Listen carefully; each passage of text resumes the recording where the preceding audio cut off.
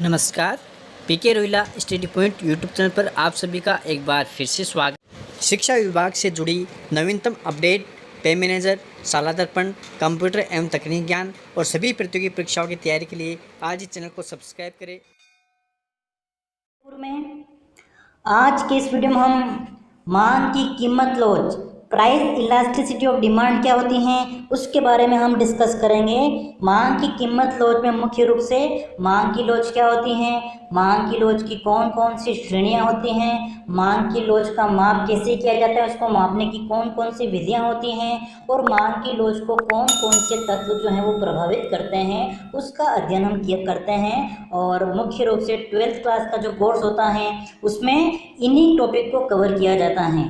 तो इस वीडियो में हम मांग की कीमत लॉज क्या होती हैं और उसकी विभिन्न श्रेणियां कौन सी होती हैं उसके बारे में पढ़ेंगे। और इसका जो पार्ट 2 आएगा उसमें हम पढ़ेंगे मांग की लॉज मापने की कौन कौन सी विधियां हैं और मांग की कीमत लॉज को कौन कौन से घटक प्रभावित करते हैं। तो आज के इस वीडियो में हम मांग की लॉज और उसकी कौन कौन सी श्रेणियां होती हैं उसके बारे में डिस्कस करेंगे।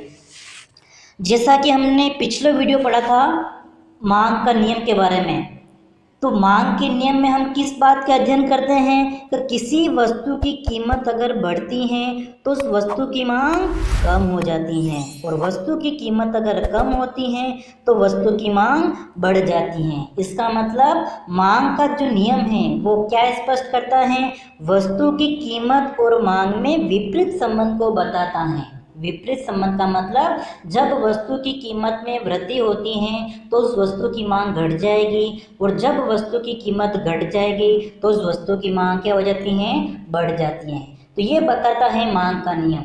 लेकिन कीमत में परिवर्तन होने से मांग में कितना परिवर्तन हुआ, कीमत में कितनी कमी हुई और इतनी कमी से वस्तु की मांग में कितनी वृद्धि हो गई है, या कीमत में वृद्धि से मांग में किस अनुपात में कमी हुई है। कीमत में परिवर्तन होने से मांग में किस अनुपात में परिवर्तन हुआ है उसको हम मांग की कीमत लॉज के द्वारा मापते हैं। तो इसका मतलब क्या हुआ, मांग की कीमत लॉज जो है वो क्या मापती है, किसी वस्तु की कीमत में परिवर्तन होने से उस वस्तु की मांगी जाने वाली मात्रा में जो भी परिवर्तन होता है उसका माप क्या कहलाता है, मांग की कीमत लॉज। या दूसरे तरीके से अगर हम देखते हैं तो किसी वस्तु की कीमत में जो प्रतिशत परिवर्तन हुआ है, वस्तु की कीमत में जो प्रतिशत परिवर्तन हुआ है उससे उस वस्तु की मांग में कितना प्रतिशत परिवर्तन हुआ है। कीमत में प्रतिशत या आनुपातिक परिवर्तन से वस्तु की मांगी जाने वाली मात्रा में जो भी आनुपातिक परिवर्तन होता है, जो भी प्रतिशत परिवर्तन होता है उसे हम मांग की कीमत लॉज कहते हैं। अगर मैं कहूँ किसी वस्तु की कीमत 10% बढ़ गई है तो उससे उस वस्तु की जो मांग है वो 20% घट गई है, तो ये एक तरह से क्या है, मांग की कीमत लॉज। तो कीमत में प्रतिशत परिवर्तन से मांग में जो भी प्रतिशत परिवर्तन होता है उसे हम मांग की कीमत लॉज के द्वारा मापते हैं। और अगर सूत्र के रूप में इसको हम लिखना चाहें तो मांग की कीमत लॉज का फॉर्मूला क्या होता है, मांग मात्रा में प्रतिशत परिवर्तन अपॉन कीमत में प्रतिशत परिवर्तन। किसी वस्तु की मांगी जाने वाली मात्रा में जो भी प्रतिशत परिवर्तन होता है उससे यदि हम कीमत में प्रतिशत परिवर्तन का भाग दे देते हैं तो इससे हमारे पास में मांग की कीमत लॉज आ जाती है। तो मांग की कीमत लॉज की जो गणना है वो किस आधार पर की जाती है, मांग में प्रतिशत परिवर्तन में कीमत में प्रतिशत परिवर्तन का भाग देकर।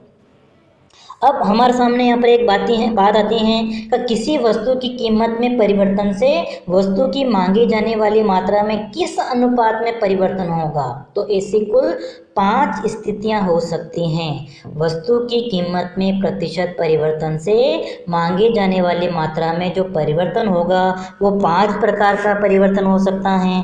जैसे अगर मैं कहूँ वस्तु की कीमत में 10% का परिवर्तन होने से मांग में कितना परिवर्तन हो सकता है, 10% का परिवर्तन हो सकता है।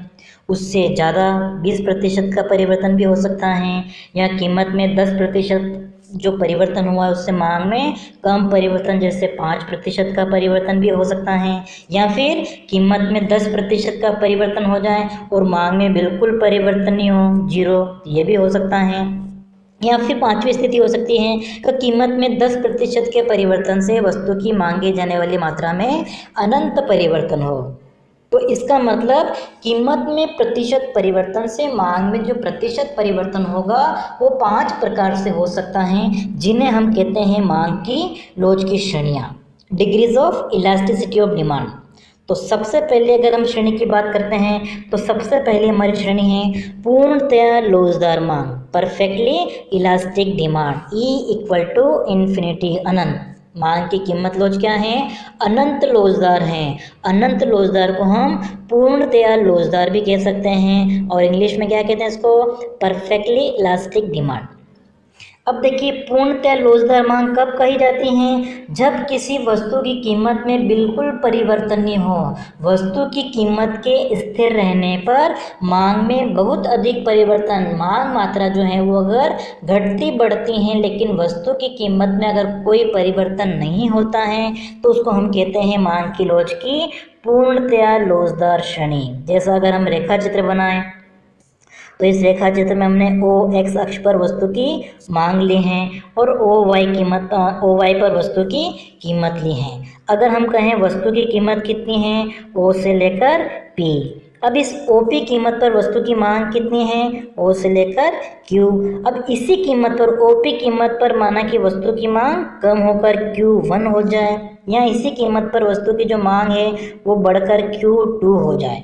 तो कीमत के स्थिर रहने पर मांग में कमी या वृद्धि होती है, मांग घटती बढ़ती है, तो इसे हम कहते हैं पूर्णतया लोचदार मांग। कि किसी वस्तु की कीमत में बिल्कुल परिवर्तन नहीं हो, लेकिन वस्तु की मांग घटती बढ़ती रहती है। मांग में कितना परिवर्तन हो सकता है? अनंत, कितना भी परिवर्तन हो सकता है। तो ऐसी श्रेणी को हम कहेंगे पूर्णतया लोचदार मांग।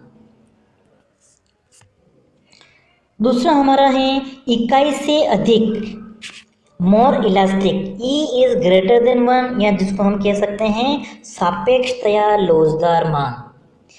मांग की लोच इकाई से अधिक लोचदार कब कही जाती हैं? जब किसी वस्तु की कीमत में जो आनुपातिक परिवर्तन हुआ है उसकी तुलना में वस्तु की मांगी जाने वाली मात्रा में आनुपातिक परिवर्तन अधिक हो। जब वस्तु की कीमत की तुलना में मांग में आनुपातिक परिवर्तन अधिक होता है तो उसको हम कहते हैं इकाई से अधिक, E=1। इलास्टिसिटी जो है, मांग की लोच है, वो इकाई से अधिक, सापेक्षतया लोचदार कब कही जाती हैं?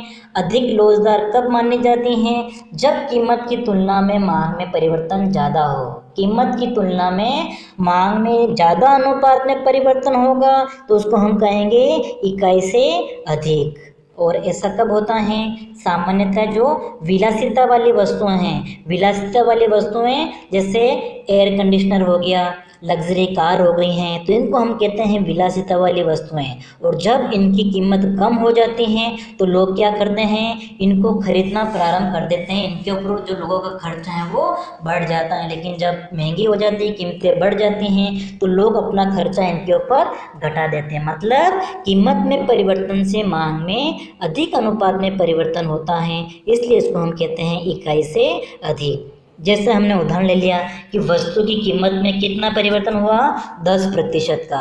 माना कि वस्तु की कीमत में 10% का परिवर्तन हुआ, लेकिन उससे वस्तु की मांग में जो परिवर्तन हो रहा है वो कितना है? 10% से ज़्यादा। कीमत में 10% का परिवर्तन हो जाए और मांग में अगर 10% से ज़्यादा परिवर्तन होता है, 15% हो सकता है, 20% हो सकता है, 25% हो सकता है, 10% से ज़्यादा अगर मांग में परिवर्तन हो जाता है तो उसको हम क्या कहेंगे? इकाई से अधिक। तो यहाँ पर हमने मान लिया कि वस्तु की कीमत में 10% का परिवर्तन हो रहा है और उससे वस्तु की मांगी जाने वाली मात्रा में कितना परिवर्तन हो रहा है? 20%। तो जब कीमत में परिवर्तन की तुलना में मांग में अधिक अनुपात में परिवर्तन होता है तो उसको हम कहेंगे इकाई से अधिक लोचदार मांग। और ऐसी स्थिति में अगर हम वस्तु के ऊपर किए जाने वाले कुल व्यय की बात करते हैं तो जब वस्तु की कीमत कम होती है तो लोगों का जो खर्चा है कुल व्यय वो क्या हो जाता है, बढ़ जाता है। और जब कीमत बढ़ती हैं तो लोग अपना खर्चा क्या कर देते हैं, इन वस्तुओं के ऊपर कम कर देते हैं। विलासिता वाली जो वस्तुएं होती हैं उनके संदर्भ में क्या होता है, कीमत घटने पर लोगों का खर्चा बढ़ेगा और कीमत बढ़ने पर लोगों का खर्चा कम हो जाता है। तो इसका मतलब जब वस्तु की कीमत और कुल व्यय में विपरीत संबंध होता है तब भी मांग की कीमत लोच क्या होगी, इकाई से अधिक होगी। और इसको हम एक रेखा चित्र के माध्यम से समझ सकते हैं। जैसे हमने ओ एक्स अक्ष पर वस्तु की मांगी जाने वाली मात्रा ली है, ये इधर मांग है हमारी और दूसरी तरफ हमारी वस्तु की कीमत है। तो इकाई से अधिक लोचदार में क्या होता है, मांग में ज़्यादा परिवर्तन होता है। तो ये हमने बनाया जैसे मांग वक्र, ये है वस्तु की कीमत और ये है मांगी जाने वाली मात्रा। वस्तु की कीमत कितनी है, ओ से लेकर पी, और मांगी जाने वाली मात्रा कितनी है, ओ से लेकर क्यू। अब वस्तु की कीमत माना कि कम हो गई, कितनी हो गई, कम होकर P1। तो कीमत घटने से वस्तु की मांग बढ़ गई है, कितनी हो गई है, Q से Q1। तो यहाँ पर मांग में परिवर्तन देखिए कितना हुआ, Q से Q1। मांग में कितना परिवर्तन है, Q से Q1। और कीमत में जो परिवर्तन है वो कितना है, P से P1।